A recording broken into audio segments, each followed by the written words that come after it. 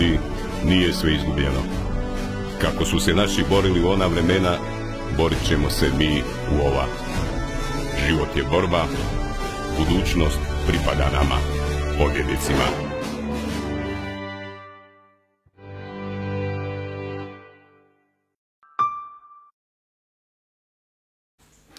Dragi prijatelji, moja današnja gošća je novinarka Dijana Glasnova, dopisnica Bugarske novinske agencije BTA. Gospođo Glasnova, dobar dan i dobrodošli. Dobar dan vama, vašim gledateljima i svim Hrvaticama. Evo, otkud krenuti, možda od najnovijeg informacije, dakle izbio je ustanak komunistički u Zagrebu, ali prije što to detaljnije razradimo, dakle, kod vas je komunistička partija zabranjena, ne? Je. A kod nas su se komunisti prelili u cijeli niz nekih malih frakcija tu na ljevici, razne male strančice. SDP je počeo lagano kopniti, ali je sada perjanicu preuzeo Možemo, ne? I oni su sada krenuli sa prvom akcijom, taj njihov antifašistički ustanak prije par dana, promijenili su nazive nekoliko ulica u Zagrebu, ulicu Bonifačića. 4, koliko sam ja pročitala. Da, Vladimir Arko, biskupa Šarića, jer su to ljudi koji su bili nekakvi strašni ustaški dužnosnici i tako dalje, ne? Dakle, oni su sada krenuli u inicijativu, ne? Koliko je takva jedna situacija sa bugarske perspektive vama neobična? Meni nije neobična, a malo je komična. Jer ako netko misli da će promijeniti svijest Hrvata, recimo hrvatskog naroda, promjenom imena ulice, to je iluzorno zamisliti. Jednostavno, nažalost, kad su birali gradonačelnika grada Zagreba, ljudi nekako su zaboravili sve što je radio ideološki u prvom mandatu i izabrali su zapravo politkomesara grada Zagreba, a ne gradonačelnika. Jer gradonačelnik ne bavi se ideološkim pitanjima, niti se bavi promjenom imena ulica, neke druge ideologije moderne, recimo odgoj u školama, da se mora učiti seksualni odgoj ovakav ili onakav. On ima obavezu brinuti o infrastrukturu grada, a o prometu u gradu, o zgradama, kako će to izgledati, gdje se mora obnoviti neka zgrada. Ali to su stvari koji su toliko jasni da sad ja ne moram više o tome razgovarati. Grad funkcionira toliko koliko funkcionira njegova infrastruktura. I to je zadatak. Ako se vi vratite u hrvatsku povijest i sjetite se gradonačelnici grada Zagreba 20. 30. godina prošlog stoljeća, onda ćete vidjeti da Zagreb izgleda dan danas tako lijepo i uljuđeno, zahvaljujući ne ideologije, nego rada tih gradonačelnika na infrastrukturu, na kulturni život i tako dalje i tako dalje. Tako da meni je to potez koji potpuno ništa ne znači. Meni se čini da su se oni nagledali onih partizanskih filmova i da cijeli život su odrastali u nekakvom sanjanju i iščekivanju da će oni jednog dana moći pisati tu takozvanu slavnu povijest NOB-a, pa da evo i nešto od toga se dogodi u njihovom životu. I ovo ja mislim tek početak, ne? Ja mislim da će, evo recimo kad pogledamo zašto Tomislav Tomašević, ne, akronim njegovog imena bi mogao biti Tito, ne, znači ne samo da idu za povratak trga maršala Tita, nego ja mislim da bi oni htjeli i trg Bana Jelačića promijeniti u trg maršala Tomislava Tomaševića, ne, jer možda Tito 2.0 ili čak možda točnije bi bilo Toto, znate, bili on jedan komičar talijanski. Da, znam Taljan, da. To bi otprilike bilo ono što Tomašević, a da ne kažemo dalje šta bi sve mogli, recimo dvorana Lisinski bi mogla biti dvorana Mileta Kekina, mogle bi tu biti velike misli Urše Raukar po pitanju samoupravnog socijalizma i biciklističkih staza, znate. Ja mislim da su oni potpuno ušli u taj jedan marksistički LGBT biciklistički koncept, ne? Pa, upravo to sam rekla. Uloga gradonačelnika nije ideološka, nego administrativna, nego urbanistička.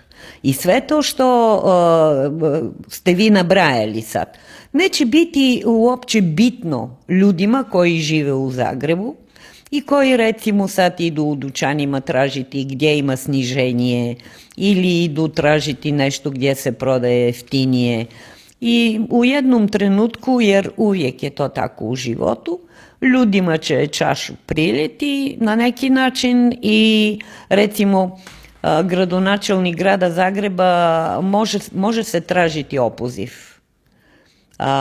S obzirom da gradska skupština to neće učiniti, mogu građani i to je reglamentirano po zakonu sa potpisima. Ajde sad recite vi meni, jel vidite koji takozvani desničar će sad organizirati skupljanje potpisa za opoziv gradonačelnika? Znači, nije samo, kako Bugari kažu, lut onaj koji jede banicu, to jest pitu sa sirom ili burek, ajde da tako kažem, nego onaj koji mu taj burek da.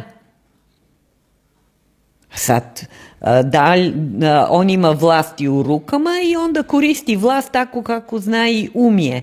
Nažalost, to nije u korist građanima, u korist njihovom svakodnevnom životu. Šta znači meni ime moje ulice? Koji problem rešava ime moje ulice?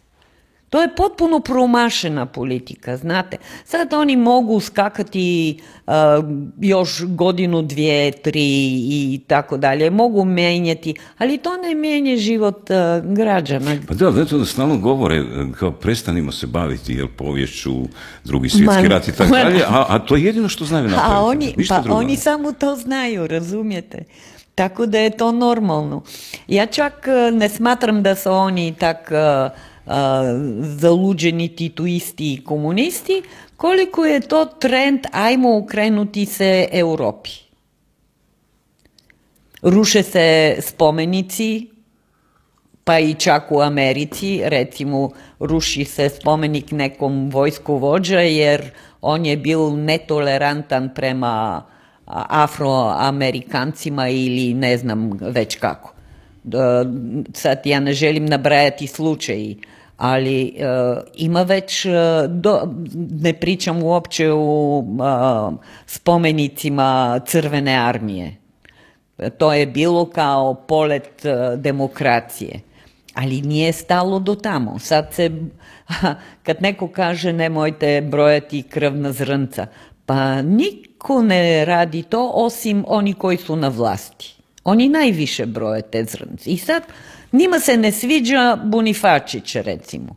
Znači, oni su brojali zrnca njegovi, uopće nisu gledali šta je radio, čime se je bavio, je li ima neki krimen sa sobom nosi ili ne, nego jednostavno ide se bez pardona na sve to.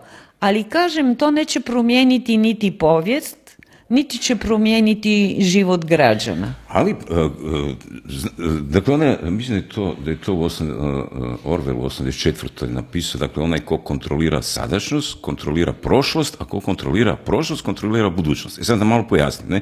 Znači, 45. su partizani kontrolirali sadašnjost i onda su napravili reviziju povijesti Drugog svjetskog rata i postavili su tu povijest onako kako je njima odgovarala, odnosno onako kako je njima jamčila budućnost, znači opstati, ne? Znači sve ono što je bilo na drugoj strani u odnosu na njih, odnosno što su bili njihovi neprijatelji, prikazano je, odnosno njihova politička konkurencija, prikazano je kao crni vrag.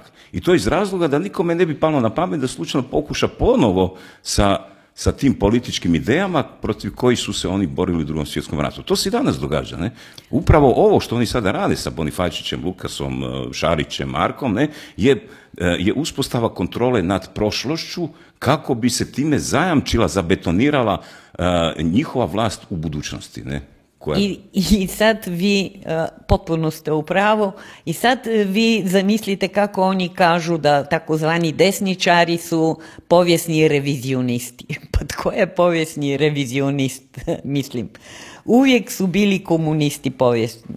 Prvo, to je potpuno točno, prva revizija povijesti radili su upravo komunisti i nakon 45. Druga revizija povijesti radi sad recimo gradska vlast. Eto. A onda će oni reći, pa vi ste desničari, povijesni revizionisti, jer vraćate u život ustaštva i ne znam šta. Znači, kad ja čujem tu riječ ustaštva, meni je već smiješno. To je točnija reč koja ne bih neka druga. Zašto? Sve u svemu u NDH je bilo nešto manje od 30.000 ustaša. 30.000. Pa Bože dragi, kako su oni, koju oni snagu onda su imali, onda se ja moram diviti koja je to snaga da 30.000 ljudi 80 godina nakon rata siju strah u kosti. To valjda su bili neki divovi, znate, koji su sve oni odlučivali, sve oni rješavali, što nije tako. Kad se vratimo na ovu razdoblje koje toliko dan danas plaši, bivši, sadašnji i budući komunisti ili ljudi koji su globalisti, recimo zašto globalisti se boje? Jer desničarenje, ustaštvo ili kako već da kažem, to je nacionalizam koja danas je riječ gotovo zabranjena. Ne možete vi biti nacionalista jer smetate globalistima. Oni žele vladati cijeli svijet. Kako sad tam neka Hrvatska ili neka Bugarska, pa kako si ona uopće dozvoljava brinuti u svom narodu? Ma ne, narod je stoka koja mora jesti, mi ćemo sve tamo izvoziti, da oni jedu, nemaju potrebe od gospodarstva, pa ćemo te tvornice pokupovati i ta fama recimo o privatizaciji u Hrvatskoj za vrijeme rata. Znate, namjerno je spuštena jedna zavjesa koja ljudima ne da neki uvid u sve što se događalo u 90-ih. Kao prvo, vi ste bili jako angažirani sa svojim problemima, ali recimo nije 91., 2., 3., 4., 5. bila privatizacija i samo u Hrvatskoj. Ne, cijela istočna Europa. Bugarska je isto izgubila svoju i gospodarstvo, i tvornice, i poljoprivredu. Možete misliti koji je to udarac bio, pogotovo za Bugara, kažem, jer oni su poznati kao vrtlari, kao ljudi koji znaju dobro odgajati voće, povrće, pogotovo i tako dalje. A sad mi uvozimo rajčice iz Kine, recimo, ili uvozimo breskve iz Španjolske, ili uvozimo ne znam šta već ne, i odjednom svako malo vi imate slučaj kad se pokaže da je to povrće ili voće tretirano nekih pesticida koji su jako opasni za život. Ali što to brine te firme koji to uvoze? Baš ih briga. Pa nek se truju. Bitno je da mi zaradimo, jel? I kad je svijet postavljen na takvim temeljima, ne možete očekivati ništa dobro. Samo nikad ljudi koji su na vlasti, oni se tako opiju, znate, ta vlast je toliko štetna da smatraju da će to biti zauvijek. Nije zauvijek. Svako carstvo doživi svoj kraj. I znate, puno puta Bog ima neku providnost Božja. Ako ljudi ne mogu već nešto spriječiti, onda Bog to spriječi. U smislu, recimo, meni to sad je prvo palo na pamet, ako je Biden ostao na vlasti. Mislite da je ostao, ne? Da je ostao. Ako je ostao, da bi ostao. Onda sad mi bismo bili u istim, ali teškom trećem svjetskom ratu. Jer on ne bi se bojal od bilo čega, bi radio sve što mu kažu, čovjek nije bio i svoj sasvim, ali šta možeš, tako je postavljen.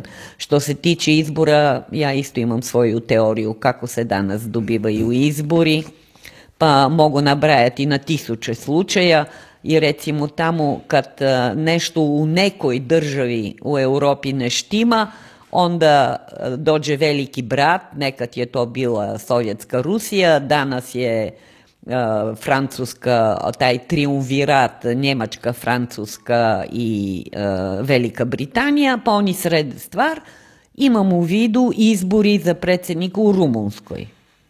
Znači čovjek je prvi krug pomeo konkurenciju i onda su rekli, a neće biti tako, i onda zabranili da on sudjeluje na izborima, a pričamo o slobodi nekoj, jel? Pa dajte, molim vas sad, ne moramo se varati. Tako da Hrvatska ne može na neki način biti samostalna i neovisna tako kako je zamišljena, jer Europa diktira sve. Pa Stalin je rekao nije važno ko za ko glasa, važno je tko broji glasove.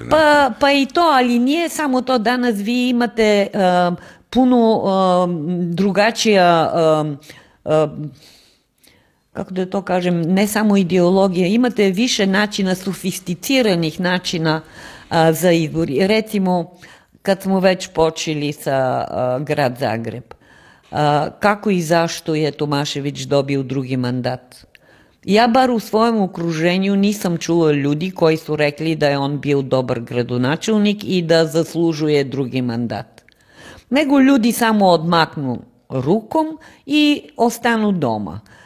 Za gradonačelnika grada Zagreba glasali su negdje oko 30% svih građana grada Zagreba. Od ovih 30% naravno on je imao najviše, pa čak je mogao proći u prvi krug. Zašto? Jer su izašli ljudi koji su već odlučili da mora biti ideologija, ljudi koji, i znate, velika uloga je imala i koncert od Marka Thompsona. Jer odjednom baš ti ljudi koji su se jako preplašili od ovo pola milijunsko događanje koje je bilo pola milijuna ljudi, jel? Odlučili su uzvratiti udarom, jel?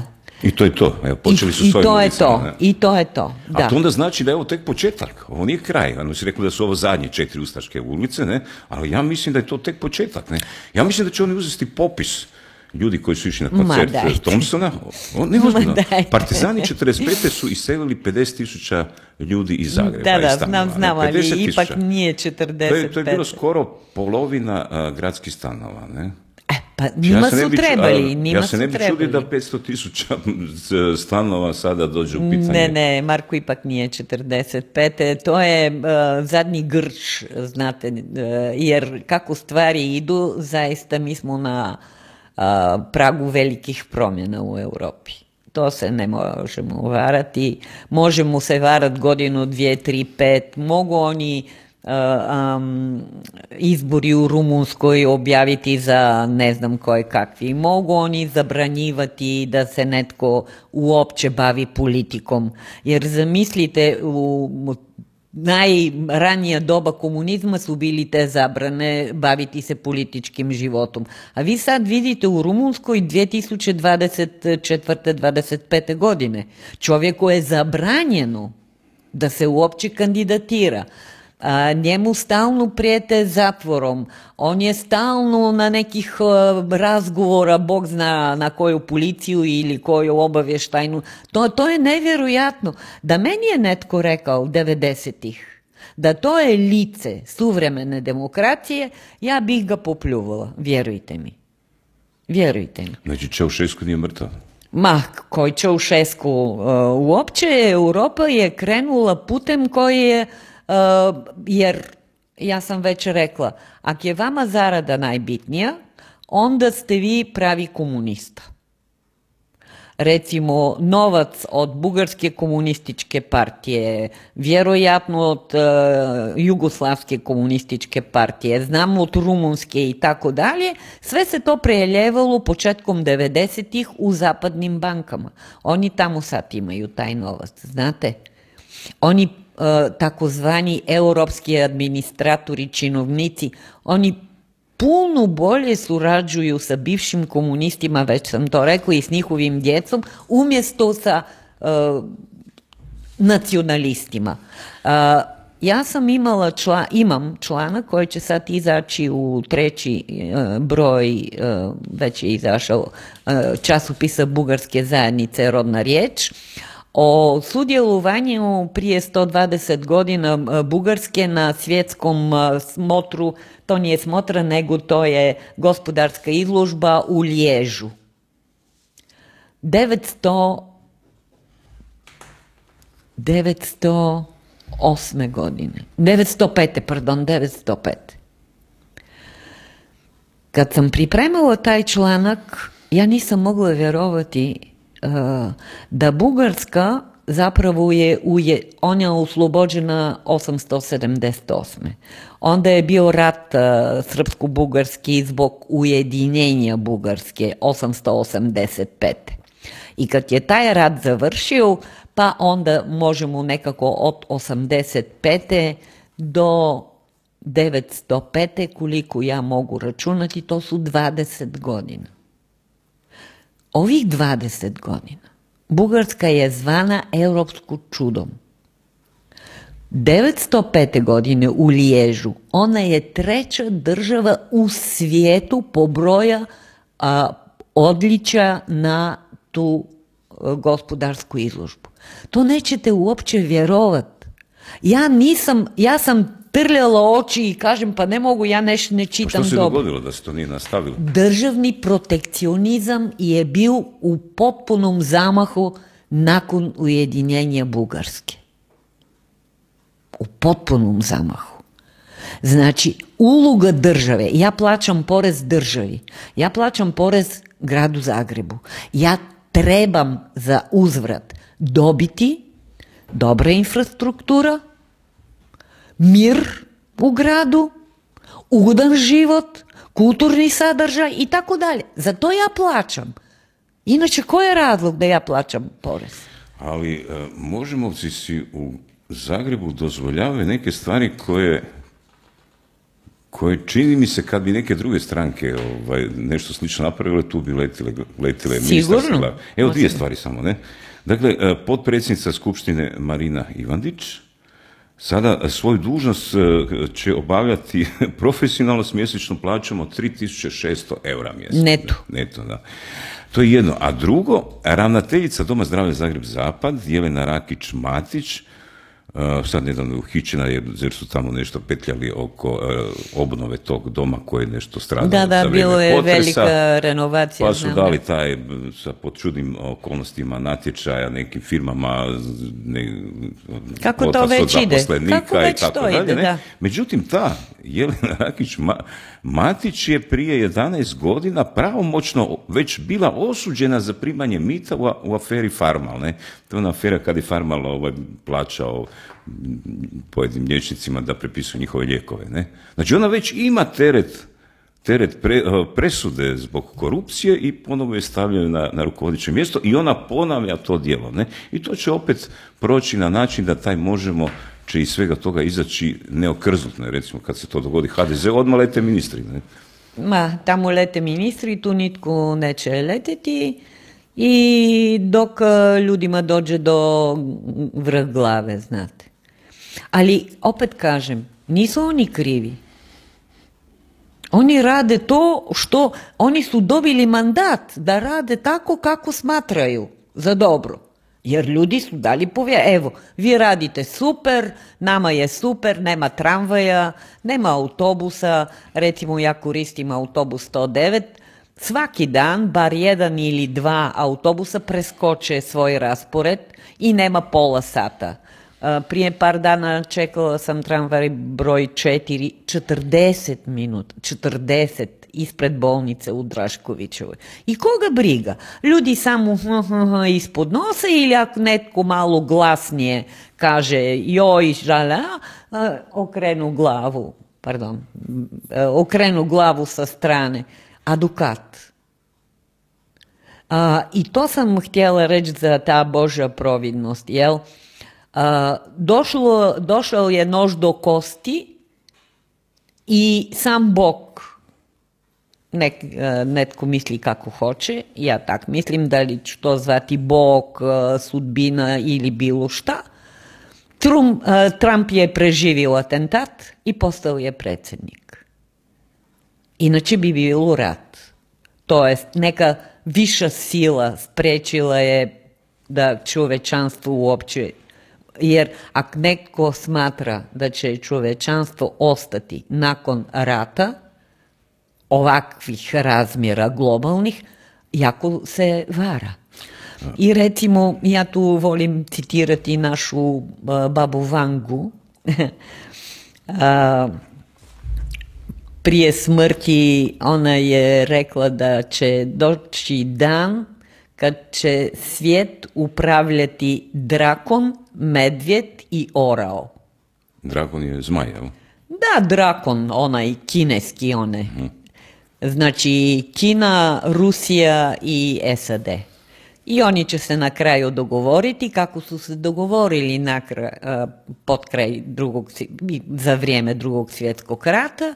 Opet će biti nekih utjecajni, mi ćemo za nas uzeti taj dio svijeta, vi taj, kako su krojili, znate, u... Kad je to baba Vanga?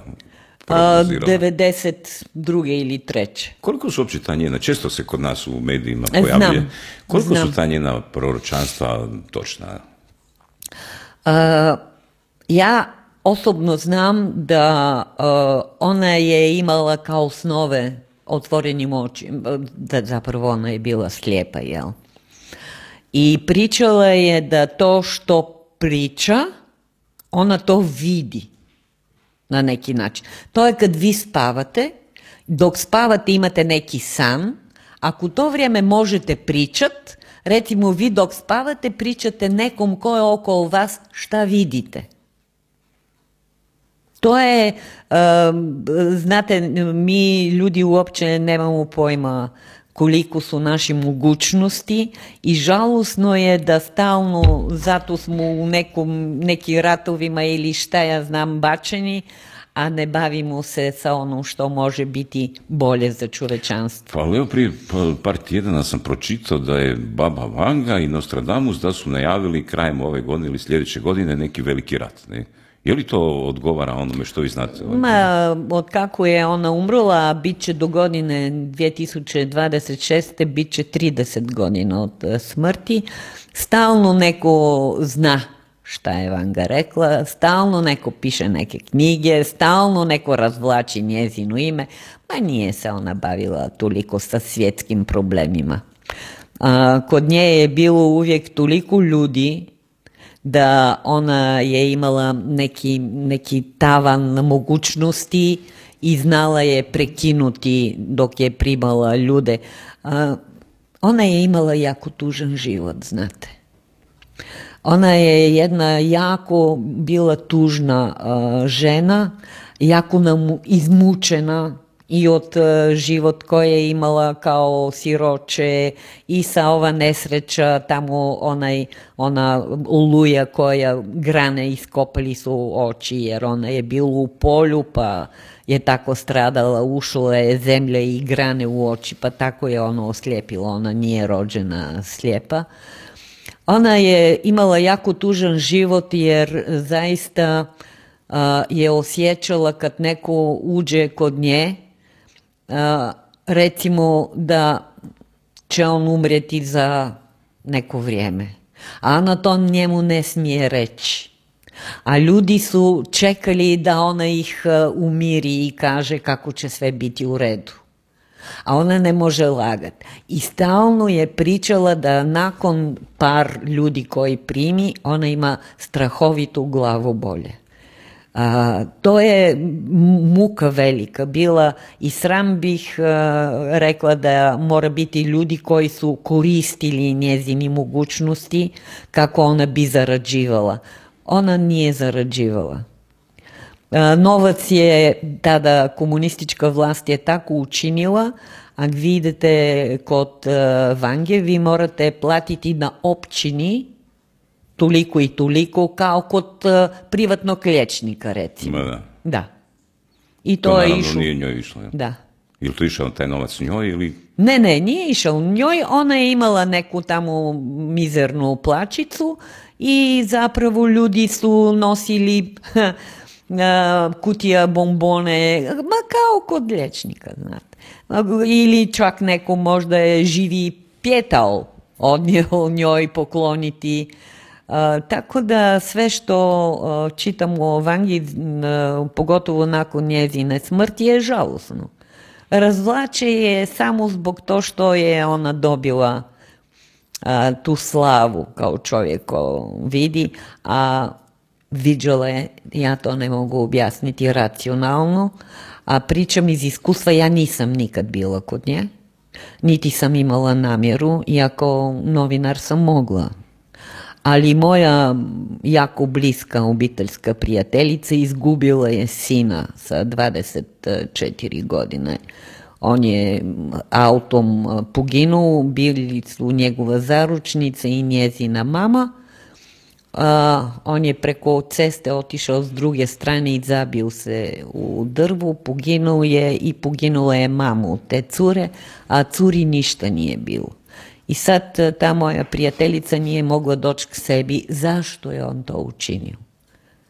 Zašto je, kako je vozil, je otišao lijevo i zabil se? I to i nije dalo mira. Iskoristila je puno veze i novaca je puno platila i na kraju došla je kod Vange. I Vanga je njoj rekla da je sin okrenuo glavu prema svojoj zaručnici, jer ona je gledala časopisa vjenčanicama i rekla mu je ovu haljinu hoću i on je rekao dobro, ali gledao je cestu i ona je inzistirala da on odmah vidi koja baš haljina ona želi. Znači, tak je mogla Da. rekonstruirati događaje. A recite, spomenuli ste orao, medvjed i zmaj. Znači, Da, baš tim redom je rekla. Znači, Prvo je zmaj, pa onda je medvjed, pa na kraju je... znači po njenoj interpretaciji će se Kina, Rusija i SAD šta dogovoriti? Ma naravno da će se dogovoriti, Marko. Kako se je dogovorio Stalin sa Churchillom i sa Rooseveltom? Kako se je dogovorio? Je bila bitna ideologija? Bilo je bitno koji dio svijeta će imati pod sobom. Naravno da će se dogovoriti. I sve te priče kako Amerika i Kina su u ratu trgovinskom, ma nemojte me nasmijavati, molim vas. Kad bi se dogodio taj nekakav dogovor?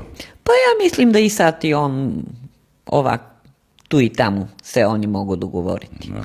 I plaše, kako kažu Bugari, plaše vrane, znate, pjao, ovak samo viču jedan na drugi, pa plaše grane. Vrane, pardon. Pa sad su najavili sastanak Gavrane. u Budimpešti, Putin, Trump, treba bi možda i Zelenski doći. Ma kako da ne? Šta će on tamo raditi? Znači, mislite da će samo Trump i Putin će se naći u Budimpešti? Kao i prošli put. Kao prvo, moje potpuno suosjećanje sa narodom Ukrajine. Zelenski niti tamo nije dobro došao u svojoj domovini. To što se skriva kako tamo ima puno protesta protiv njega, kako ga ljudi ne vole, kako ima puno uhićenja, pa sad prije par dana promijenio je gradonačelnik Odese, nasilno, skinuo ga je s dužnosti. kad se to ne piše, pa sad ljudi smatraju kad mi nešto skrivamo, to će biti tako kako mi mislimo. Ma ne, vi možete skrivati koliko hoćete. To uvijek dođe na kraju na neku naplatu. Sad promijenili su tamo ustav da on može biti predsjednik države dok traje rat.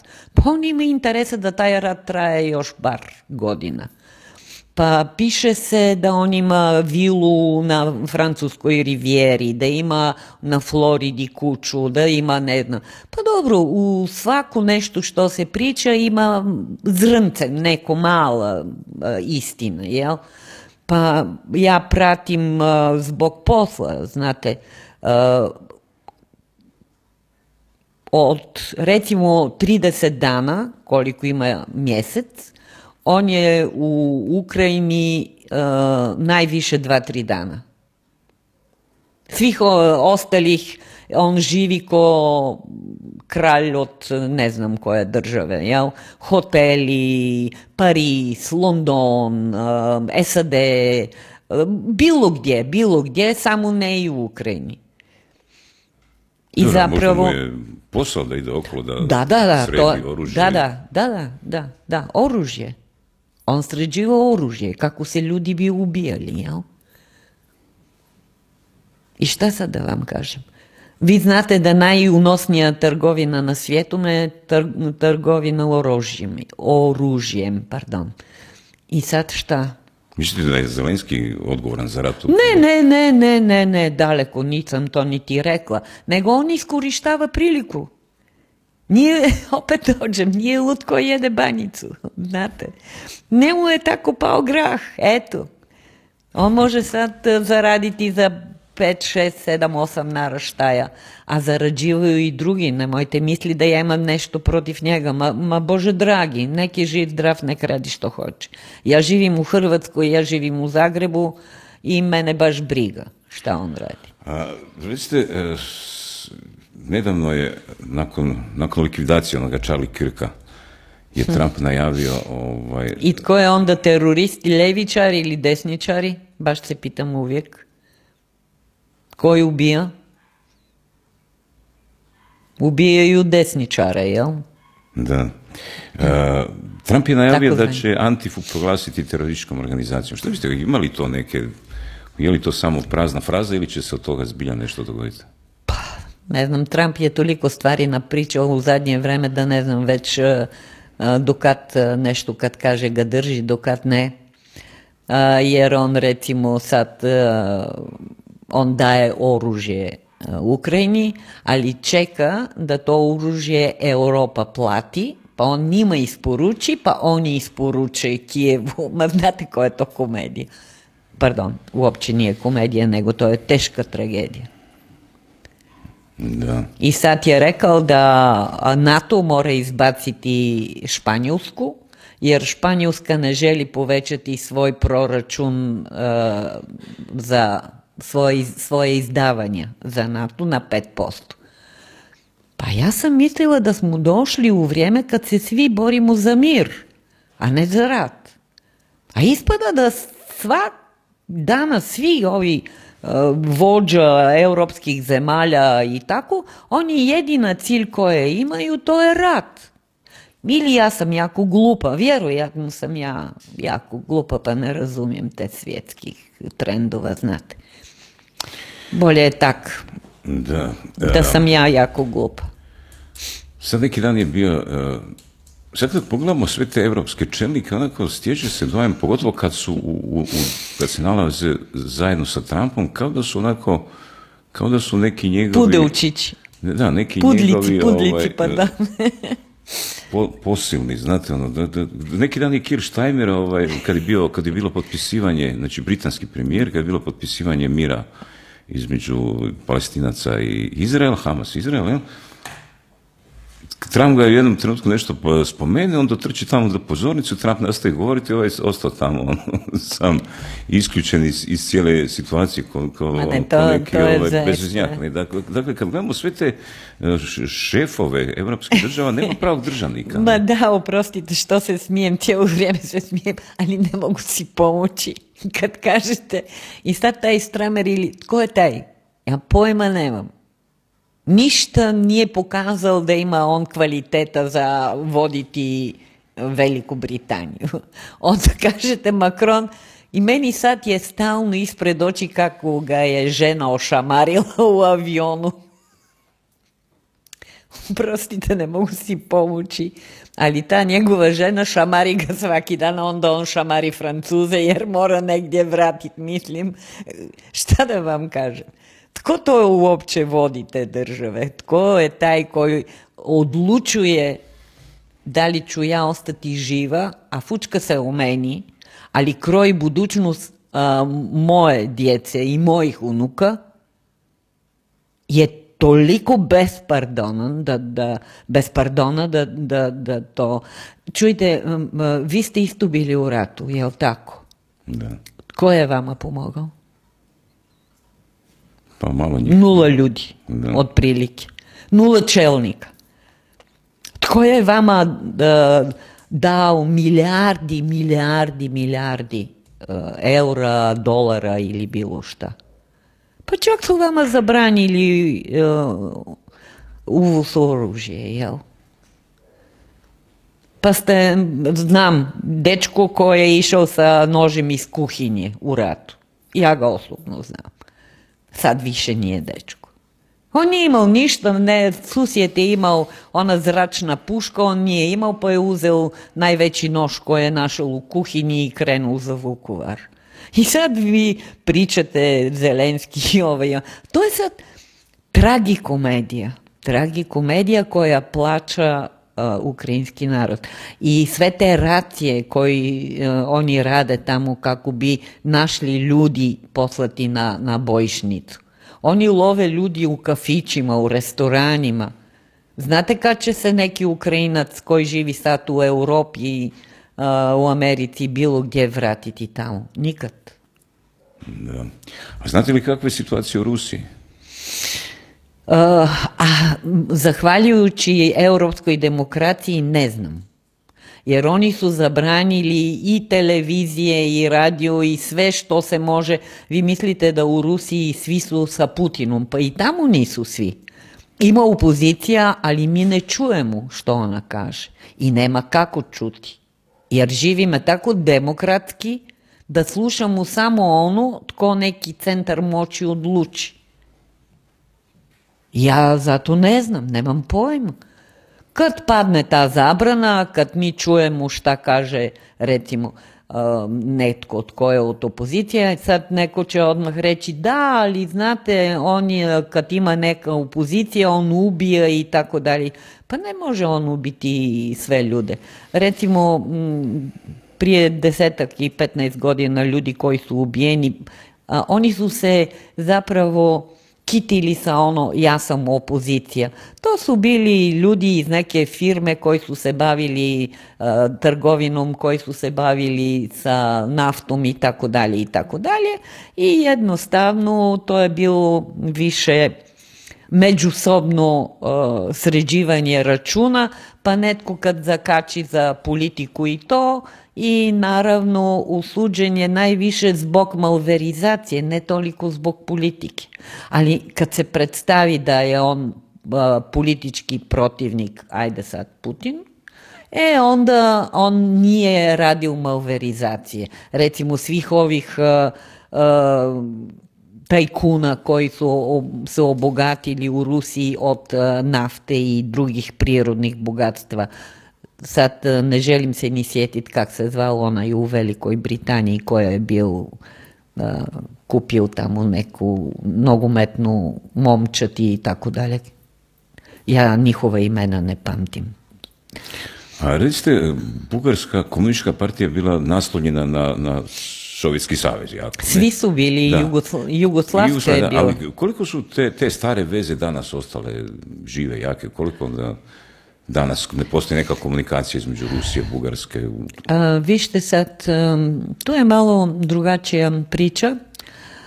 Kao prvo, komunistička partija je objavljena da je izvan zakona, jer ona je zabranjena, ali to ne znači da je bila lustracija tak kako spada. Tako da to je opet malo ovak veselije za narod, evo zabranili smo i dan danas njihovi unuci komunistički su na vlasti i su oni najbolji intelektualci, najpametniji i tako dalje. Studiraju vani jer imaju novaca. Tako da to se nije baš puno promijenilo. Kad vi zakonom ste zabranili, to niš ne znači. Moj djed koji je bio rođen 1894. godine je meni nešto rekao, ja sam imala ovak možda 15-16 godina i tak. I nešto je bilo riječ doma u komunistima, jer mi smo doma to pričali.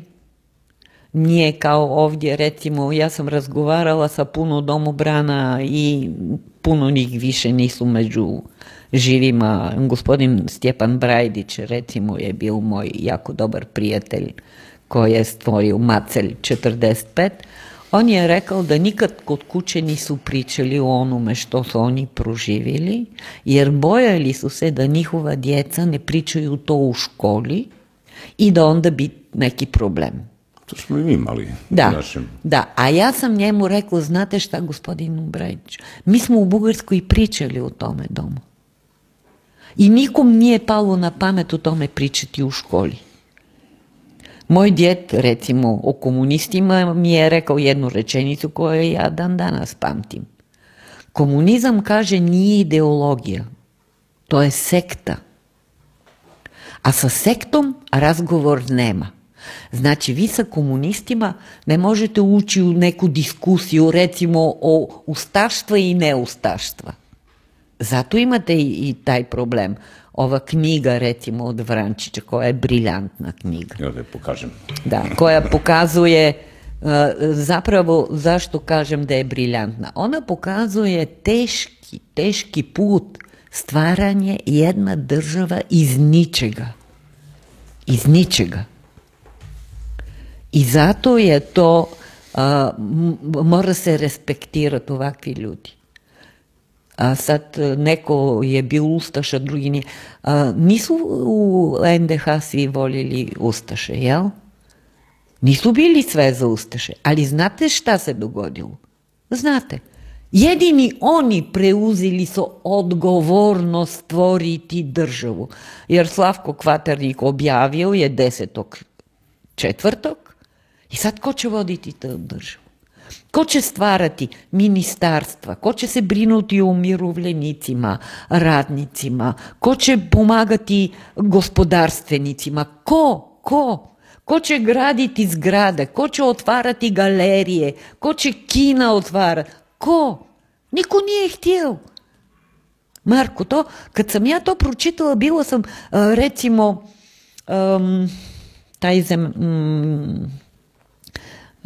seljačke stranke Maček.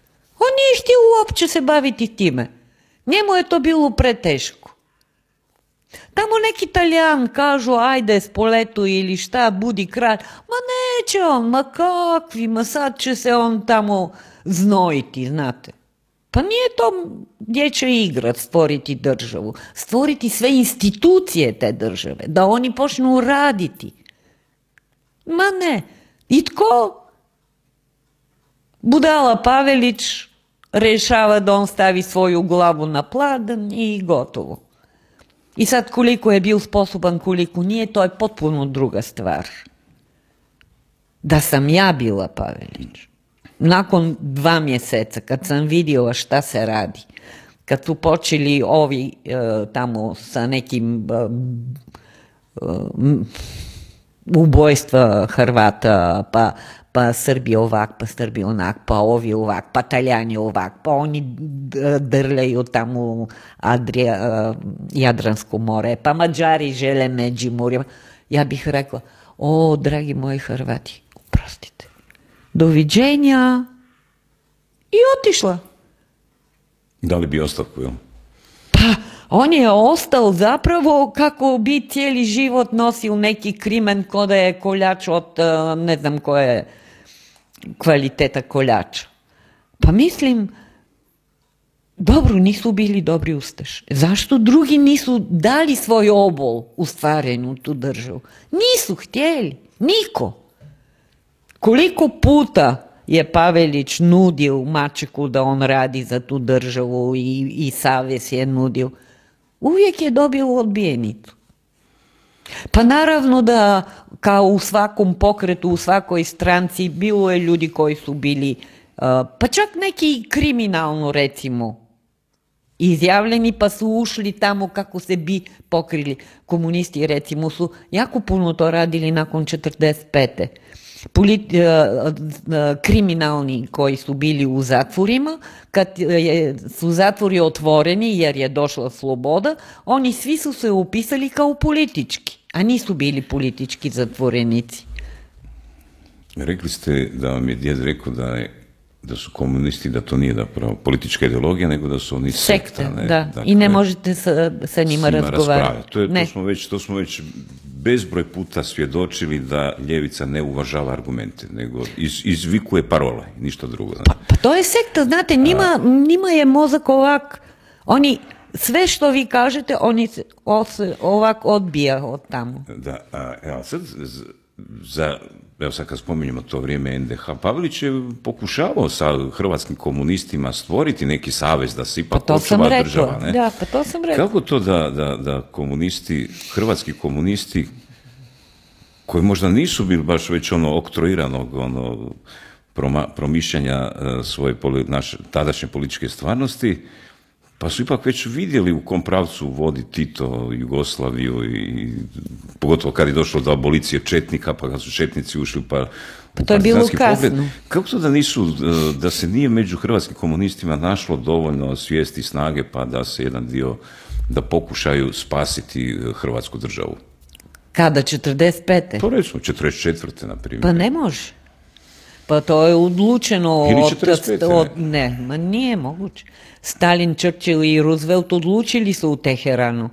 Oni su nacrtali kartu Europe. Gdje ko ide. Zato sam sad rekla zmaj, medved i orao. Oni su i tada, samo tada je bio britanski lav, pa medved, pa orao, jel? Oni su nacrtali još u Teheranu. Pa tamo se priča samo o Jugoslaviji, tamo u ono što su napisali, ne znam jeste vidjeli tih dokumenata i dogovora koji su, tam nema slovu H od Hrvatske. Da. Slovu H nema. Ona je, znate, tragično je to da ta lijepa država osuđena je na propast još prvog dana. I to je najveća tragedija. I sad da mi pričamo bilo šta o ustašima, pa sad da menjamo imena ulice, pa ne znam šta da... Pa to je uzaludno. Ona je nastala, znate, Kvaternik iz petnih žila pokušavao zaštititi NDH od Njemaca. On je čak 2 puta objavio stvaranje NDH. U 11 sati u Banskim dvorima i u 14 sati na Radio Zagreb. Žurio objaviti stvaranje, nije čekao ni ustaša, ni poglavnici, ni kraljevi, ni kraljice, ni carevi, ni care. Da ne bi Njemci ušli u Hrvatsku kao dio Jugoslavije, jer to bi bilo potpuna katastrofa. On je bio potpuno svjestan da je na jedan način da Njemci uđu u Hrvatsku kao neovisna država, a drugo je da uđu kao što su ušli u Beograd, u Skoplju i tako dalje, kao u dio Jugoslavije. Sve je čovjek pokušao. I na kraju, naravno, ušao je u sukob sa ustašima, ne toliko sa Pavelićem, nego i sa okruženje koje je bilo. I još, vidite vi to, 1,5 godina, 1 godinu i 8 mjeseca je on bio kao priznati maršal, kao priznati vojskovođa. Već krajem 42. on je morao napustiti.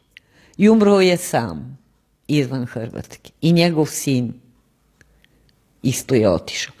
Tako da ja imam veliki respekt prema hrvatskoj povijesti, mogu vam reći da to je jedna jako tragična povijest i umjesto, ali ne mogu to očekivati od ljudi koji su zaista sekta, da ima puno respekt kam tragediju koja stalno se događa hrvatskom narodu, umjesto svatko da zašuti kad vidi nekog hrvatskog branitelja, jer opet Božja providnost je bila da se opet dogodi trenutak, opet u svjetskim razmerama kad je promjena, da se stvori Hrvatska država. Vi vidite to 41. i 91. Uvijek mora doći do neki svjetski, baš trenutak koji je jako angažirano nešto, cijeli svijet, i onda Hrvati iskoriste tu priliku. Zapravo, Kvaternik je iskoristio priliku sa ulaskom Njemaca u tu Jugoslaviju, tamo u Srbiju, i objavio je da je samo Hrvatska neovisna. Ali Srbima... 91. na isti način, nakon pada Berlinskog zida, kad je svijet imao neki drugi, onda su Hrvati, Bogu hvala da ovoga puta Bog je bio više milostiv, pa nekako se našao Franjo Tuđman, koji je puno bio kvalitetniji, ba nek pričaju šta hoće i o njemu, puno kvalitetniji kao državnik nego recimo Pavelić. Nije Pavelić kriv. Jednostavno, čovjek je radio ono što zna i umije sa željom da najbolje da od sebe. Nije mogao. Recite, znači, tih dana je trajala srpska pobuna i ta partizanska, ne? Znači, država se borila protiv dva neprijatelja, ne? Je li interes... Znači, mislite 41. Da, 41. A do 45. Nije samo sreštu ta dva neprijatelja. Hrvatska se borila protiv Taljana i protiv Mađara, iako su bili savjeti. Čekajte malo, to je jako teži pada onda. Jer jugoslavijska ideja se temeljila, dakle, na centrističkom sustavu u Beogradu, ne? Od kojega su onda najviše koristi imali upravo, dakle, mjesta gdje se nalaze te savezne institucije u Beogradu. Sjećamo se, dakle, vremena Jugoslavije, ta jedna srpska dominacija, pogotovo u hrvatskim institucijama, partijama, tako dalje, ne? Koliko danas kad vidimo ove nerede u Srbiji, ne? Koliko su oni zapravo posljedica, jer Hrvatska, i ne samo Hrvatska, nego ostatak Jugoslavije bila na neki način njihova kolonija, ne? Koliko to zapravo je takva situacija posljedica činjenice što su ostali bez svojih kolonija, ne? Znate, Srbi su dominirali u hrvatskim institucijama, vi ste u pravu, vojska, gospodarstvo, administracije i sve, ali tko je rintal za njih? Hrvati. I zato su oni bili uspješni. Sad Hrvata nema da tamo rintaju u Srbiji i vidi se cijela ona njihova jad i bijeda, znate. Zato je to tako. Zato je to tako. Da, i vi ste imali u Bugarskoj dosta raznih situacija kroz povijest sa Srbima, jel? Ma, kojih šiša? Mi nismo se toliko opterećivali. Nismo se toliko opterećivali. Sad kad su bili ovi prosvjedi, opet se javio Vučić da i Bugari su u tom umješani. Ma ko njega šiša? Ma nek priča šta hoće. Ma nek pogleda svoj jak i bijedu. Da, nedavno je potpisan vojni sporazum o suradnji između Hrvatske, Kosova i Albanije, ne? Da, pa čekaju sad Bugarska. Pa bilo je govora da bi se Bugarska uključila Znam da su bili neki načelni razgovori o tome. Pa imate nešto više podataka, hoće li se to dogoditi? Znam da su razgovarali i da se o tome razmišlja, samo kako su danas svi moraju raditi ono što im Brisel kaže i sad Bugari osluškuju kako će se reagirati, hoće biti problema, neće, joj. Vučić kaže da je to sporazum suradnji uperen protiv Srbije. Da, to je sve na ovom svijetu. Znate, kad pada kiša jaka, kad ima više snijega, to je protiv Srbije upereno. To nije nikako protiv drugih država. Uvijek je sve protiv njih. Da, bio je tu prije nekoliko dana Slobodan Prospero Novak. Ne? Pa on sad priprema jednu knjigu, Povijest srpske književnosti, gdje će uz ostalo obraditi i Vuka Stefanovića Karadžića. Ne? Pa nam je tu u podcastu ispričao jedan detalj koji mi nije baš neka pretjerana tajna, da je zapravo Vuk Karadžić kopirao, koristio je rječnike hrvatskog jezika i da je na tom osnovu stvorio moderni, novi srpski jezik. Ne, zapravo htio je, jasno je to i izgovorio Prosperov, da je Karadžić zapravo od hrvatskog jezika koji je na neki način plagirao, kopirao, napravio srpski jezik. Ne.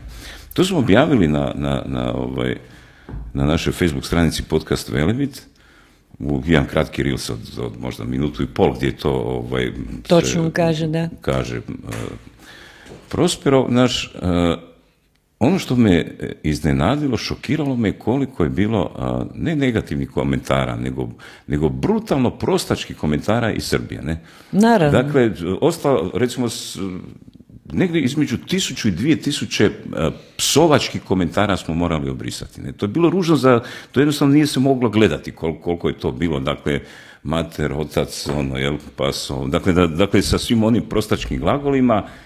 I onda se čovjek se zapita i ispada kao da su se oni, jesu li se oni tu htjeli potrudili da nas upoznaju sa svim, sa kompletnom, sa cjelokupnim bogatstvom srpskog jezika nekad. Vjerojatno. Čujte, mene to uopće ne čudi. Kako se Blaže Konecki je koristio bugarsku azbuku i bugarski jezik, pa stvorio je makedonsku azbuku i makedonski jezik. Koja je razlika, mislim. I sad tak ja to javno, dobro, to se zna, ali kao javno se ne može reći i ja ću dobiti iste psovke, 1000 i ne znam koliko i sve. Koja je razlika? Vi razumijete da narodi koji imaju neku inteligenciju, narodi koji imaju neku kulturu, uvijek su bjesomučno imaju bjesomučno ataku protiv njih, onu zlobu i nešto slično.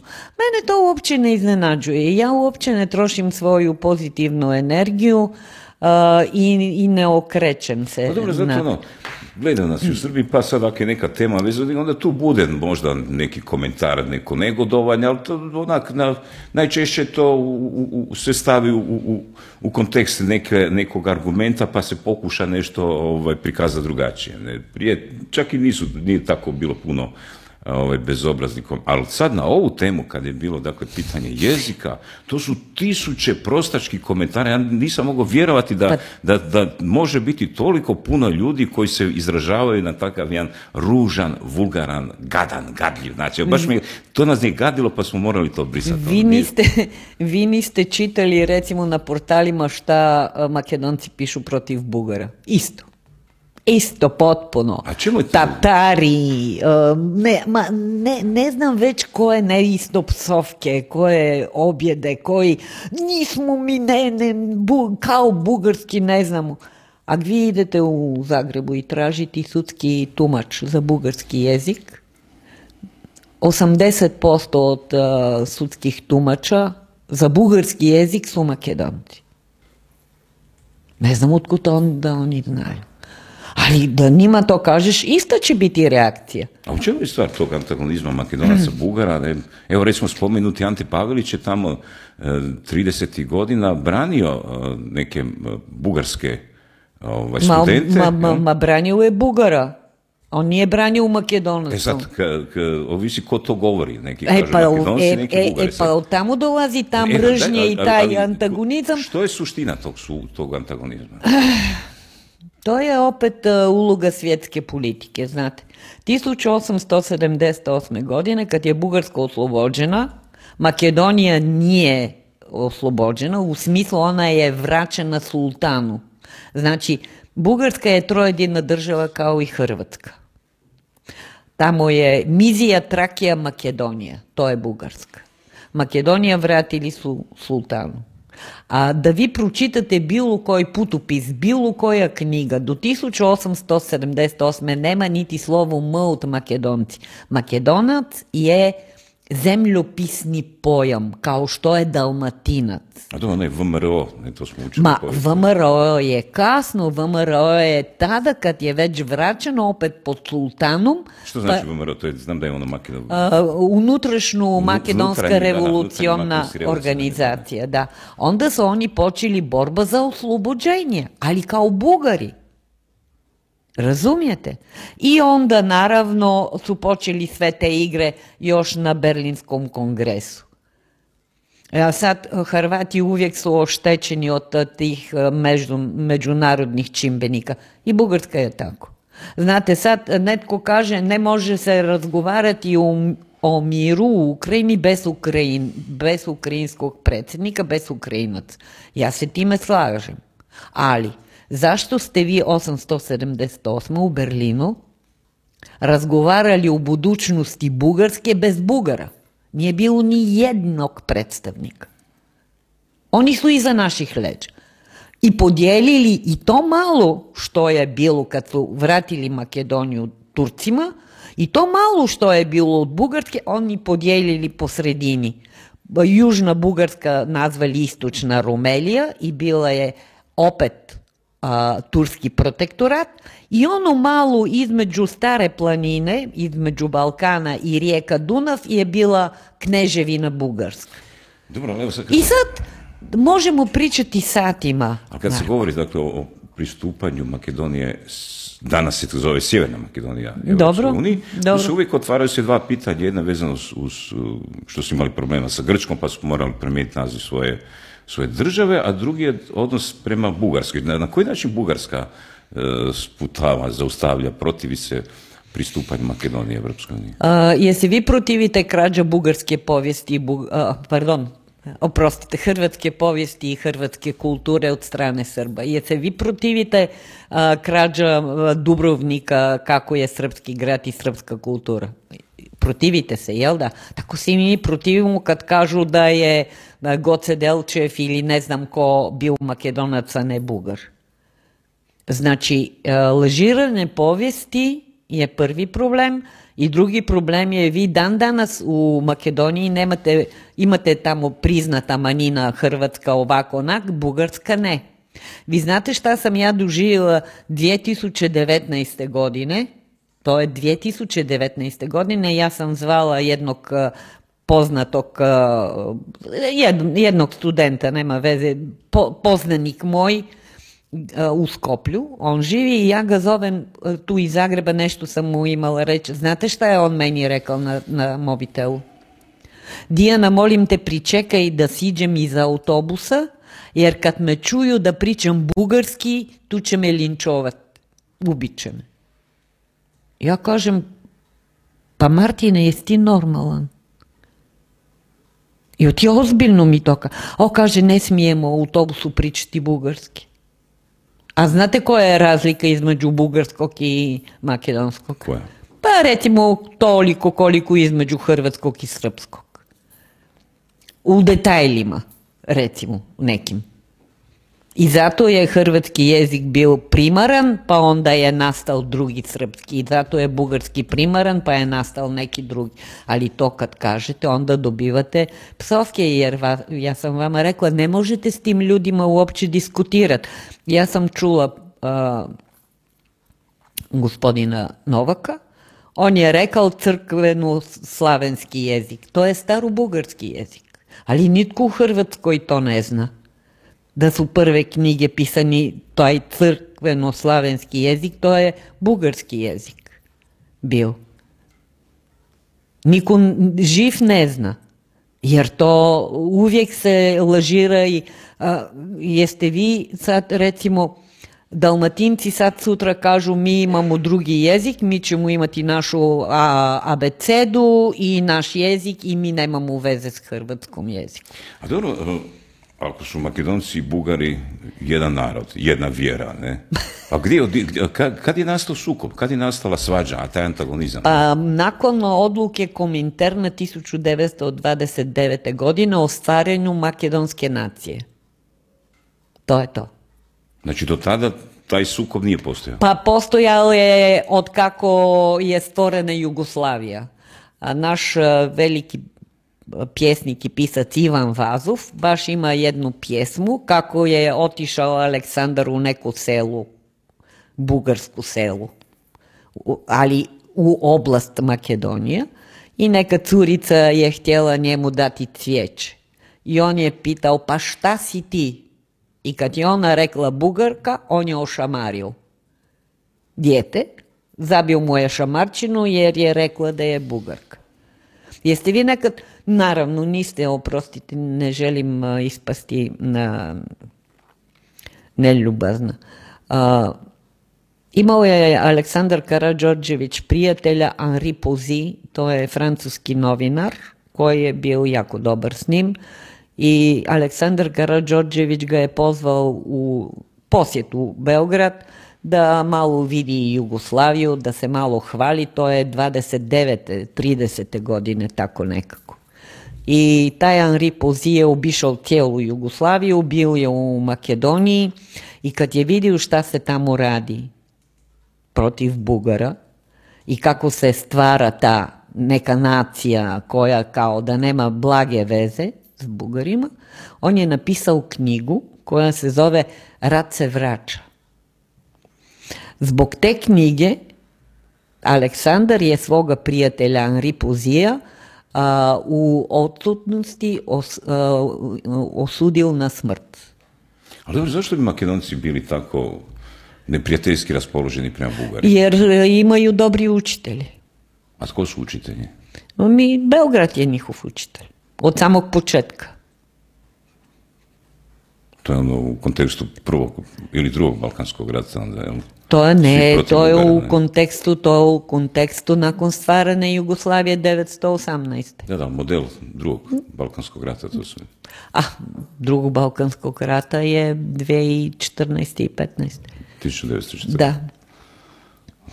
Ali sve to su, znate, povijesne činjenice na koje ja ne bih toliko vremena ipak, jer danas zaista se ne isplati da vi stalno objašnjavate jedno te isto, kao što radite recimo vi.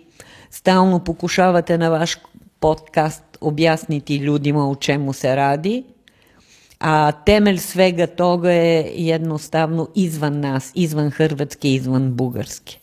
Nažalost. Znači, mislite da je srpska politika imala potrebu oslabiti Bugare na način da ih podijeli, je li? To bi tako otprilike bilo? Ne, to nije bila srpska, to je bila europska politika. To, kažem vam, korijen je Berlinski kongres 878. Tamo je, kad su rekli Bismarcku, recimo, da ne može to tako. Mislim, mi sad krojimo budućnost Bugarske, a Bugara nema. I on je rekao, mrtav hladan, pa nisam ja tu kako bih učinio Bugare sretnim. Pa čekajte malo, pa ja sam tu zbog svojih interesa, zone gdje ko će vladati, pa nisam ja to došao usrećiti tu Bugara, mislim. Vi znate da je 878. oslobođena Bugarska. Ona nije bila neovisna, ona je bila stalno do 908. Marku, to je 30 godina. Koliko sad postoji Hrvatska država? Mi smo bili kneževina, a ne neovisna država. I 908. Ferdinand, bugarski car Ferdinand, samovoljno je objavio neovisnost Bugarske. I to usprkos tome što mu je cijela Europa ovak sa prstom prijetila da nema pravo na to i da ne može. Naša povijest je toliko slična. Ja ne znam zašto uvijek na neki način i vi i mi bili smo trn u oko. Valjda jako lijepe države, valjda jako prijazni narodi, pa nekako zato sam i vama objasnila zašto su imali uspjeh te srpski direktori firme i tako dalje, pa jer su Hrvati radili za njih, a sad kad moraju Srbi raditi za njih i srpska je firma i srpski je predsjednik i ima samo srpski činovnici, pa nekako valjda mu ne ide sad. A ima i postali budućnost neke suradnje Makedonaca i Bugara? Ili kako nemam pojma, ne zamaram se time. Ja poštujem njihovo pravo, kad oni žele imati državu, neka rade kako hoće. Gdje se živi bolje, u Bugarskoj ili u Makedoniji? Ja nemam pojma. Ja ne živim ni u Bugarskoj, ni u Makedoniji, ja živim, Bogu hvala, u Zagrebu. Pa dobro, to je često se čuje o tom sukobu, ono zapravo jako malo se tu, barem kod nas u Hrvatskoj, jer je komplicirano, Marko, komplicirano je. Osim toga, u Hrvatskoj ima neka vrsta, posebna nostalgija prema Makedoniji, jer ste bili u istoj državi 45 godina. Ja to razumijem. Ja nikom se ne ljutim kad mi neko kaže pa vi Bugari ovak, pa ja to razumijem. Ja imam prijatelji Makedonije. Ma nemam ja ništa protiv, nek svako zove sebe kako hoće. U svoje dvorište i u svoju kuću. Mi smo čak napravili jednu pjesmu o Makedoniji, znate, od grupe Time. Makedonija, jel? Ko? Grupa Time, čuli ste tu pjesmu Makedonija? Nisam. Budemo pustiti kad ne, ja blaženo živim u neznanju što se tiče ovih stvari. I tak je najbolje. Tamo gdje sunce sja, tamo je Makedonija. Znate to? Ne znam. Zaista ne znam. Neka, to me veseli. Nek samo sunce sja. Dobro. Što sam još... dobro, imali smo dakle situaciju, sad je ovako malo smo preskakali s teme na temu. Preskakali jer sve je to komplicirano, ja sam vama rekla, najslojevitija povijest koja ja poznam, to je hrvatska povijest. Čak i od bugarske je slojevitija. Dobro, mi se tu poviješću bavimo jer nama predbacuju zašto ne afrička kuga, svinjska kuga, onda migranti, iseljavanje Hrvatske, demografija, korupcija, a vi se bavite poviješću. Ne? Ljudi ne razume da je povijest nevjerojatno važna upravo zbog budućnosti, iz više razloga. Znači, ako vam netko tumači povijest na svoj način, ako vi nećete imati svoju povijest onako kako se dogodilo, nećete imati ni državu onda, nego će vam, onaj ko vam tumači povijest, taj će vam i državu organizirati kako njemu odgovara. Ne? Dakle, povijest određuje budućnost, ne? I zato je to neizmjerno važno. Meni je zanimljivo s vama razgovarati, jer evo, baš smo prije podcasta pričali o tome da ulazite recimo u bugarske arhive. Ne? Znači, bugarska diplomatska predstavništva u Zagrebu su vodile nekakve mjesečne izvještaje. Ne nekakve, to je obaveza svakog diplomata. Dakle, to su arhivi gdje ima cijeli niz vrlo vrijednih podataka, kronološki poredanih, kako je autor ih bilježio, koji zapravo u Hrvatskoj vjerojatno jedan manji broj ljudi uopće je svjestan da to postoji, a nisam siguran da li uopće netko to poznaje šta sve ima u tim arhivima. Ja ću pokušati biti što kraće, jer zaista teme nemaju kraja. Kao prvo, mi se ne vraćamo u povijest namjernu ili kako bismo zabavljali ljude s nečim drugom. Nego nas, ovi koji vode Europu, koji vode Hrvatsku, koji vode Bugarsku, oni tjeraju da se mi stalno pravdamo sa ovo, da nismo ovakvi, da nismo onakvi, da NDH nije bila zločinačka država, da Carevina Bugarska nije bila fašistička država. Razumijete, taj povijesni revizionizam jednostavno nas tjera u novi, kako oni zovu, vi ste revizionisti.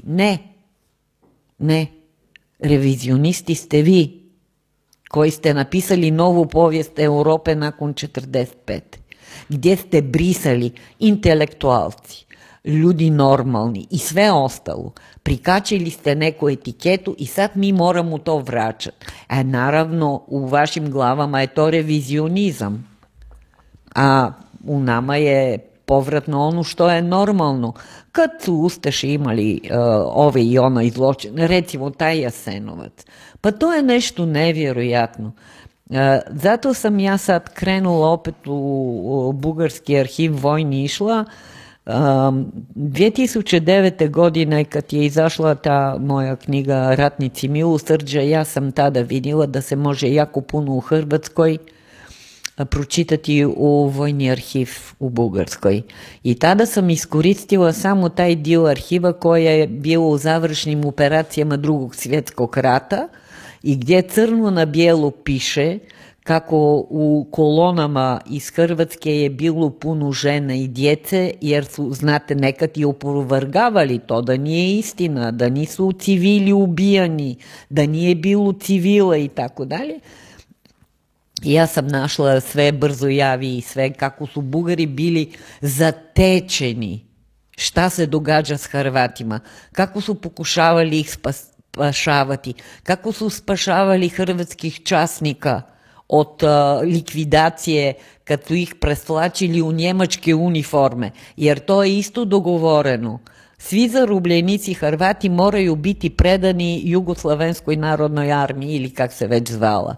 Svi zarobljenici Njemci se moraju predati Crvenoj armiji. I zato Bugari su preslačili Hrvati u njemačke uniforme i kamionom su ih odvedli do Klagenfurta i tamo malo dalje, jer Srbi samo kad su otvorili tamo ono platno kod kamiona i kad vide Njemci, oni puštaju taj kamion da prođe. Razumijete? To je nevjerojatno što možete naći u bugarskim arhivima. Ja sam našla potvrdu kod Krunoslava Draganovića, koji je upisivao, znate, ovih svjedočanstva. I našla sam ljudi koji su upravo o tome pričali, kako su Bugari ih spašavali, kako su ih preslačili u uniforme njemački, kako su njima davali kruh, hrana i sve ostalo, sad da se ne vraćam. Na isti način, sad sam ušla u bugarski arhiv vidjeti koliko zločinačka, strašna i nevjerojatna po svojim razmjerima kriminalna je bila NDH. Ma nije istina opet. Bila je država kao svi ostali u ono vrijeme. U vihoru rata, 1941.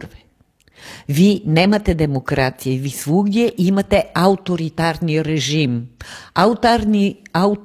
Autoritarni režim u Rumunskoj, u Mađarskoj, u Slovačkoj, u Hrvatskoj, u Bugarskoj, svi ovi mali saveznici imali su autokratski režim, ali ne fašistički i ne nacistički. Meni je žal da danas mi nije radio printer, a možda i bolje, jer opet ćemo jako dugo nastaviti. Ja sam htjela isprintati objašnjenje što je to fašistička država i nacistička država. Na te odlike koje imaju te države ne odgovara niti NDH po svoj ustroj i način života, niti Bugarska. Mi smo imali autoritarni režim ustaške, recimo, stranke, pokreta, ustaškog pokreta, pardon, a u Bugarskoj autoritarni režim Borisa III. A u Hrvatskoj Ante Pavelić je bilo utjelovljenje ustaškog pokreta. Antonescu je bilo u Rumunskoj. Hort je bio u Mađarskoj. Ništa više niti manje je bilo problema u NDH nego u Rumunskoj, Bugarskoj i tako dalje. To možete se uvjeriti kad pročitate izvješća koji su pisali bugarski diplomati u Zagrebu. Jer kad ste vi diplomat jedne carevine, vi morate napisati ono što vidite, morate upisati svojih susreta sa vodstvom te države, morate upisati na koji ste domjenak bili, šta ste čuli i šta ste vidjeli, i to je i dan danas tako. To je praksa diplomatskog predstavništva. Ja sam rekla, pa daj da sad vidim šta su Bugari diplomati vidjeli u Zagrebu. I onda vidite, bilo je recimo negdje više problema, negdje manje, ali ta borba, meni je to najviše zapanjilo. Koje je to neljudski napori su uloženi da se stvore institucije Hrvatske države. Neljudski napori. Korišteni su svi ljudi dobre volje koji su htjeli pomoći.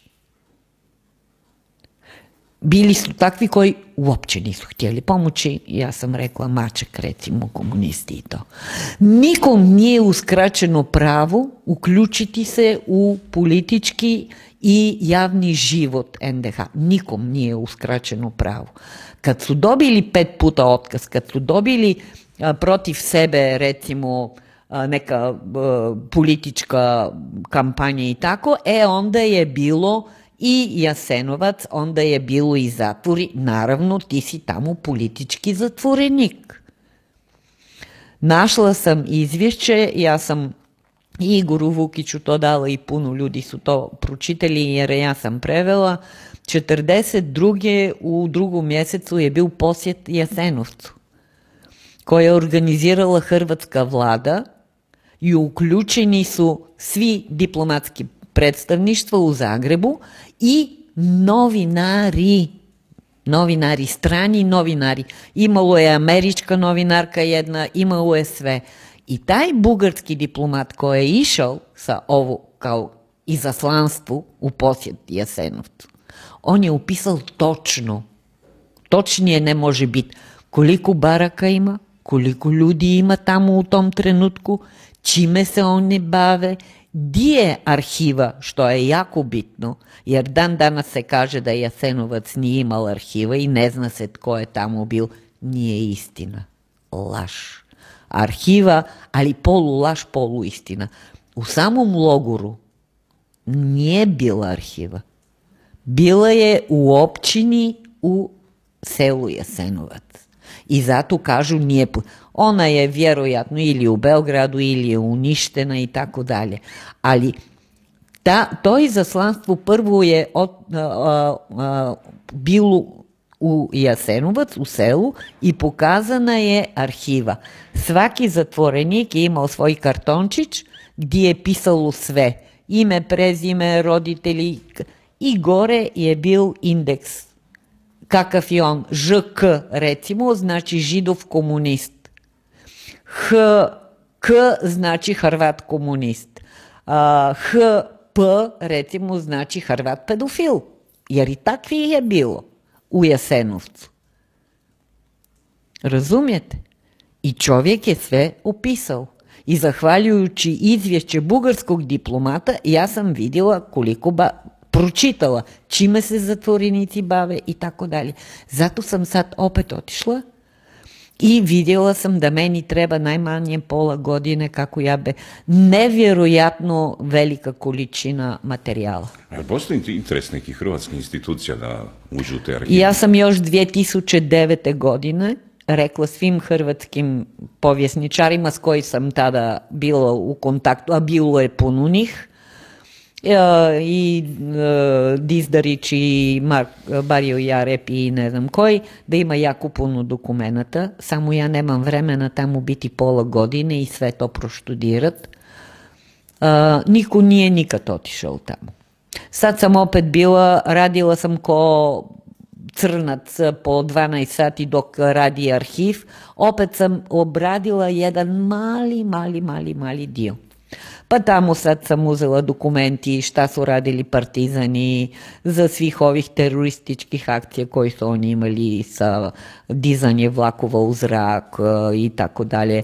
Pa šta su radili vlasti recimo i jako puno, mislim da nemamo previše vremena. Ali evo i to kad se napravi, evo mnogo autora, pa i mi objavljamo knjige neke gdje pokušavamo rasvijetliti. S jedne strane, dobro je da ljudi znaju što se događalo u našoj povijesti, ne? A s druge strane, ono što smo ranije pričali, nije moguće ući u raspravu sa tom sektom, ne, zato jer oni potpuno ignoriraju. I onda s te strane je potrebno promijeniti način. Znači, ne ići u raspravu, nego trebalo bi ili to ignorirati potpuno, bilo kakav pokušaj, jer ja mislim da se oni kada im netko krene objašnjavati nešto, da se oni zapravo smiju sebi, misle si, gle budalu, ponovo pokušava, gle budalu kako se trudi, ne? Trebalo bi na neki drugi način se postaviti sa protuargumentima. Jedan način je ironija, drugi način je potpuno ne obraćati pažnju i treći način je tražiti ono za šta su oni izabrani. Brigu o građanima, recimo konkretno o građanima grada Zagreba. Škole, vrtići za koje mi se puno puta smijemo. Taj novac bi otišao za vrtić. Ajde sad recite mi sa plaćom, godišnjom plaćom od ona gospođa koja ste rekli 3600 evo, koliko vrtića se mogu otvoriti? Da. I idemo mi na taj način onda isto. Kad oni, ako je, ne znam šta tamo desničari, pa sa tim novcem smo mogli otvoriti vrtić.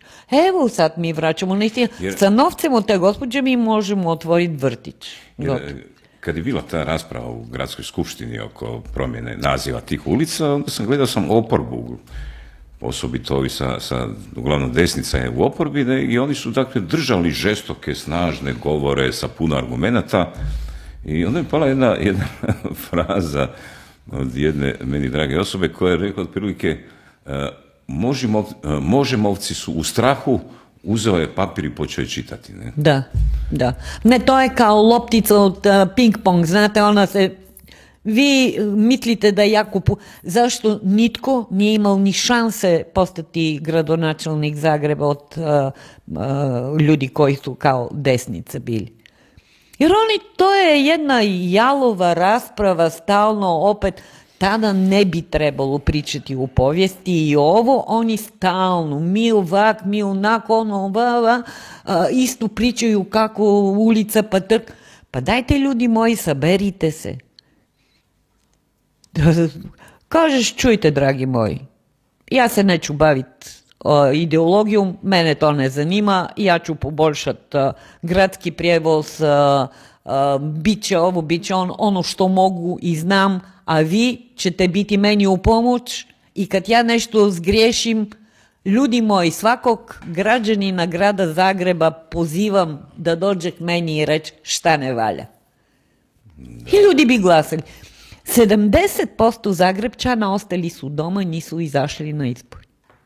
To mora sve govoriti. Samo u glavama pobjednika to niš ne znači, jer on je dobio od ovih 30%, tamo ne znam koliko. Ja mislim da možemo imati daleko veće ambicije od Zagreba, dakle da oni sada su zainteresirani preuzeti vlast u cijeloj državi, a onda kreće taj njihov ustanak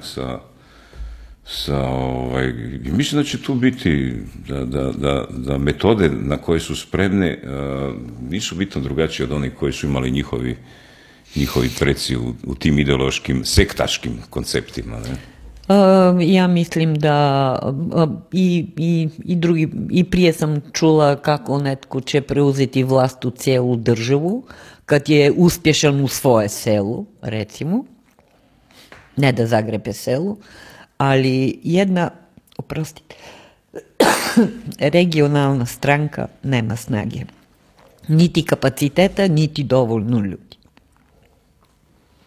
Ali evo sad kako su na vlasti 6-5 godina, već su povećali broj svojih takozvanih stručnjaka koji zauzimaju određene gradske institucije i tu se već stvara jedan nukleus nekih budućih i onda tu rastu ambicije. Ne sad, oni će svakako pokušati, još naravno nošeni vjetrom tih nekih globalističkih institucija koje su ih i dovele na vlast, financirale.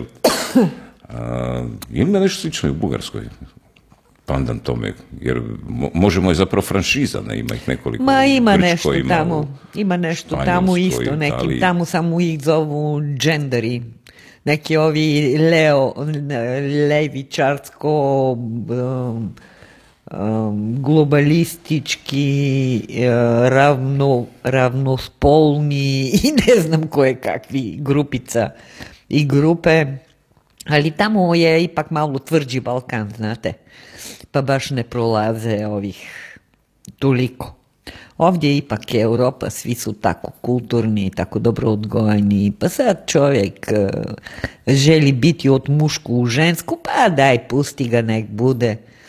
Jer ovi naši su osnovali 6. ličku proletersku udarnu rodno nesvrstanu brigadu. Ne? To je ono što oni danas imaju i s čime upravljaju gradom. Ne? Ja sad, mislim da ovo što su napravili s ulicama je tek početak. I to isključivo iz razloga jer jedino to znaju raditi. Ne? Upravljati, dakle, treba raditi tamo. Evo, izgubili su Plinaru, gradsku, jednu veliku gradsku firmu. Pa zato kažem, ako građani žele tako živjeti, onda nekim bude, jel? A kad dođe njima do glave, imaju načina opozvati. Dobro, gospođo Glasnova, evo za kraj, malo smo spomenuli babu Vangu, pa sad ću vama dati da u Zagrebu ništa nije rekla. Da, evo, šta mislite, kako nas vremena čekaju u neko skorije razdoblje? Ja znam da će dobro pobjediti, ja znam da ćemo mi opstati, ja znam da svijet neće biti uništen.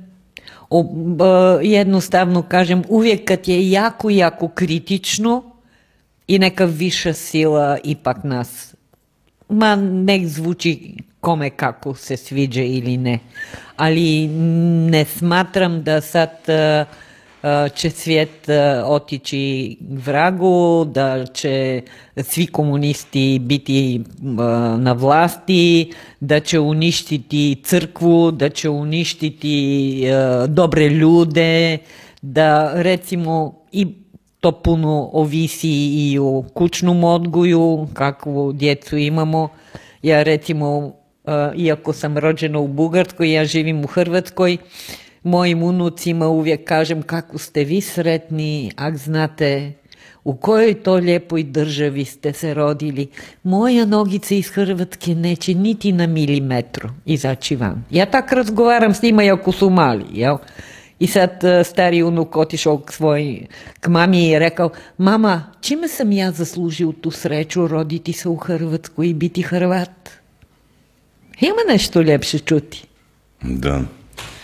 A sad nek ljudi rade kako smatraju, zato opstali smo toliko više od 1000 godina i vi i mi. Ostaćemo još. Ali ima, znate, evo, vi ste došli iz jednog drugog prostora, pa to možda jasnije vidite. Često puta se u našem hrvatskom prostoru od naših hrvatskih ljudi čuju tako ružne stvari o Hrvatskoj, da ponekad pomislim da se radi o nekim medicinskim problemima. Najvjerojatnije i puno frustracije ima tu. Ali opet to dolazi sa kućnog odgoja, znate. Ako vi rastete u sredinu u kojoj nitko nije zadovoljan sa plaćom, sa kućom, sa ne znam šta, i stalno neki drugi je kriv, nikad ja nisam kriva, ja sam sposobna, ja mogu raditi, ali vidite, susjed meni smeta. Kad dijete raste u ovakvom okružje, pa naravno on je cijeli život nezadovoljan, njemu su svi ljudi krivi. Ja takvim ljudima bih preporučila, medicinski je to, mislim, opravdano i znam da djeluje dobro, promjena okoline. Svi koji tako mrze Hrvatsku i ništa im se ovdje ne sviđa, ja bih njima platila da oni idu živjeti 5 godina bilo gdje, a bez pravo povratka. I riješena stvar. Da. Gospođo Glasnova, hvala lijepo na gostovanju. Hvala vama. Evo, dragi prijatelji, pogotovo vi koji ste skupštinari u gradu Zagreba, evo ponovit ću vam još jednom tu frazu, dakle, Možemovci su u strahu, uzeli ste papir i počeli ste čitati. Evo, razmislite malo o tome pa da shvatite vi da su ponekad riječi možda suvišne. No dobro, toliko za sada, vidimo se ponovo za 48 sati.